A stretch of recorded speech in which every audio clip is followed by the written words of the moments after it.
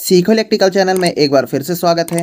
आज की इस वीडियो में हम इलेक्ट्रिकल इंटरव्यू में टॉप ऐसे 10 क्वेश्चन के बारे में चर्चा करेंगे जो आपसे हर जगह पूछे जाते हैं। दोस्तों, इन क्वेश्चन को बहुत ही ध्यान से पढ़िए, समझिए। यदि आप हमारे चैनल पर नए हैं तो प्लीज़ चैनल को सब्सक्राइब कीजिए, वीडियो को लाइक कीजिए, शेयर कीजिए और बेल आइकन को प्रेस कीजिए ताकि आपको अगले वीडियो का नोटिफिकेशन तुरंत मिलता रहे। तो चलिए हम अपने क्वेश्चन को स्टार्ट करते हैं। सबसे पहला क्वेश्चन है हमारा, फेज वोल्टेज क्या होता है और ये कितने वोल्ट होता है। दोस्तों, हमारे घर में जो लाइन आती है L1, L2 और L3 यानी 3 फेज और एक न्यूट्रल आती है, तो क्या करते हैं हम किसी एक फेज और न्यूट्रल के बीच जो वोल्टेज मापते हैं उसको हम फेज वोल्टेज बोलते हैं। जो हमारा फेज वोल्टेज होता है वो 220 वोल्ट होता है और हमारे घर में यही 220 वोल्ट आता है। इसके बाद नेक्स्ट क्वेश्चन है हमारा, लाइन वोल्टेज क्या होता है और ये कितने वोल्ट होता है।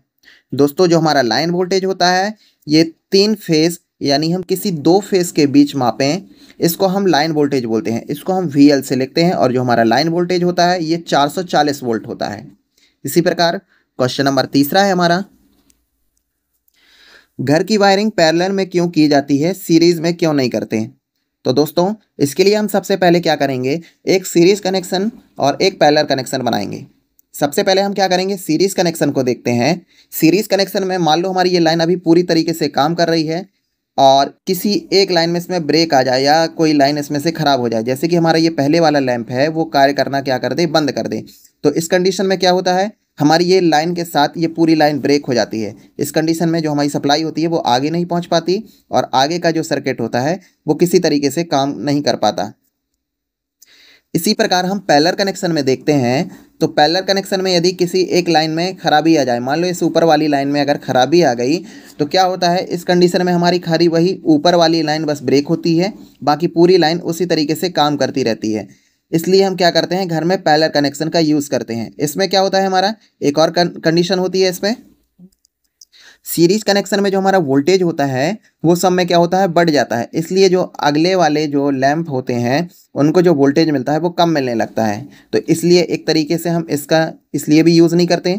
और पैरेलल कनेक्शन में क्या होता है, जो हमारा वोल्टेज होता है वो एक समान होता है, यानी हमारे तीनों लैंप हैं वो बराबर तरीके से जलेंगे, सभी में बराबर वोल्टेज चलता रहता है। इसलिए हम क्या करते हैं, पैरेलल कनेक्शन का यूज़ करते हैं। अगला क्वेश्चन है हमारा, क्वेश्चन नंबर चौथा, अर्थिंग क्यों की जाती है। तो दोस्तों, जो हमारी अर्थिंग होती है ये सेफ्टी पर्पस के उद्देश्य से करते हैं। दोस्तों, मान लें हमारा कोई एक उपकरण है और इसमें किसी तरीके से लीकेज करंट क्या करता है, फ्लो करने लगता है और यहाँ पे कोई व्यक्ति खड़ा है और इस उपकरण को ये क्या करे, गलती से टच कर दे। तो जैसे ही ये टच कर देता है तो जो हमारी करंट होती है वो इस व्यक्ति के माध्यम से ज़मीन में चली जाती है और ये व्यक्ति क्या होता है, माध्यम बन जाता है। इसलिए इसको इलेक्ट्रिक शॉक लग जाता है, यानी ये इलेक्ट्रिक शॉक इतना डेंजर होता है कि इस व्यक्ति की मृत्यु हो सकती है। इस इलेक्ट्रिक शॉक से बचने के लिए हम क्या करते हैं, उपकरण में हम अर्थिंग कर देते हैं। इस अर्थिंग के माध्यम से जो हमारी लीकेज करंट होती है वो डायरेक्ट ही हमारी तुरंत अर्थ हो जाती है। और इसमें यदि अब इस डिवाइस को यदि कोई व्यक्ति टच भी करे तो इसको इलेक्ट्रिक शॉक नहीं लगता है। चलिए नेक्स्ट क्वेश्चन है हमारा, इंडस्ट्री में डबल अर्थिंग करने का क्या उद्देश्य होता है। दोस्तों, ये भी हम सेफ्टी पर्पस के उद्देश्य से करते हैं। इसको जानने से पहले एक काम करते हैं, हम यहाँ पे एक डायग्राम देखेंगे। यहाँ पे हमारी एक इलेक्ट्रिक मोटर है जिसमें हमने क्या किया है, डबल अर्थिंग की हुई है। मान लें ये लंबे समय के बाद कोई एक अर्थिंग इसमें, मान लें ये पहली वाली अर्थिंग क्या है, फेल हो जाती है। तो इस कंडीशन में क्या होता है, हमारी जो दूसरी अर्थिंग है इसको प्रोटेक्शन प्रोवाइड कराती रहती है। अगर ये डबल अर्थिंग ना करें तो क्या होता है कि ये जो हमारी मोटर होती है इस कारण से हमारी ख़राब भी हो सकती है या कोई व्यक्ति इस पर काम करने आए तो उसको इलेक्ट्रिक शॉक भी लग सकता है। तो इन सारी चीज़ों से बचाव के लिए हम क्या करते हैं, हम डबल अर्थिंग करते हैं। क्वेश्चन नंबर छठवां है हमारा, इलेक्ट्रिक मोटर किस सिद्धांत पे काम करती है। तो इसका राइट आंसर है दोस्तों, जो हमारी एक इलेक्ट्रिक मोटर होती है ये फैराडे के इलेक्ट्रोमैग्नेटिक इंडक्शन के सिद्धांत पे काम करती है। चलिए हम जान लेते हैं हमारा इलेक्ट्रोमैग्नेटिक इंडक्शन क्या होता है। इसके लिए हम क्या करेंगे, एक हम मैग्नेटिक फील्ड लेंगे और एक हम कंडक्टर लेंगे। क्या करते हैं, जब इस कंडक्टर को इस मैग्नेटिक फील्ड में क्या कराते हैं, गति कराते हैं, तो ये कंडक्टर क्या होता है, उस मैग्नेटिक फील्ड का विरोध करने लगता है जिससे उस कंडक्टर में EMF इंड्यूस्ड हो जाता है। इसको हम इलेक्ट्रोमैग्नेटिक इंडक्शन बोलते हैं और इसी सिद्धांत पे हमारी जो इलेक्ट्रिक मोटर और जनरेटर है काम करते हैं। अगला क्वेश्चन है हमारा क्वेश्चन नंबर 7वां, स्विच को न्यूट्रल में कनेक्ट क्यों नहीं करते।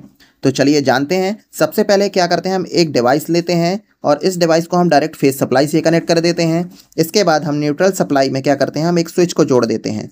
इस कंडीशन में हम क्या करते हैं, मान लो ये किसी तरीके से ये उपकरण कार्य करना बंद कर दे रहा है, तो हमने क्या किया, न्यूट्रल वाले में जो स्विच लगा हुआ है इसको हमने ऑफ किया। तो इस कंडीशन में क्या होती है, जो हमारी करंट है वो इस सर्किट में लगातार फ्लो करती रहती है।